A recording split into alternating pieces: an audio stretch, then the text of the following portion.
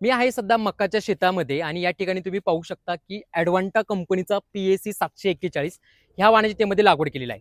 भारतामध्ये विकल्या जाणाऱ्या सर्वात जास्त वाणांपैकी हा एक त्यामध्ये वाण आहे आणि याचे नेमकी काय खास वैशिष्ट्य आहे हेच त्यामध्ये समजून घेऊया या इकडे. याचं जे खास आणि पहिलं जे वैशिष्ट्य आहे म्हणजे की दाणे आपल्याला टोकापर्यंत भरलेले पाहायला मिळतात. दाणे टोकापर्यंत भरलेले असल्यामुळे तुम्हाला अधिक उत्पन्न मिळतं आणि निश्चित जास्त उत्पन्न आलेलं असेल तर आपल्या शेतकऱ्याचा जास्त फायदा होत असतो. दुसरा जो गुणधर्म आहे तो म्हणजे की ह्या ज्या काही वाणाची जी दाण्यांची जी कणसाची जी बिट्टी असते ही बिट्टी अतिशय बारीक असते आणि बिट्टी बारीक असल्यामुळे दाणे भरपूर मिळतात आणि यांचे दाणे भरपूर असेल तर आपला जास्त फायदा होत असतो.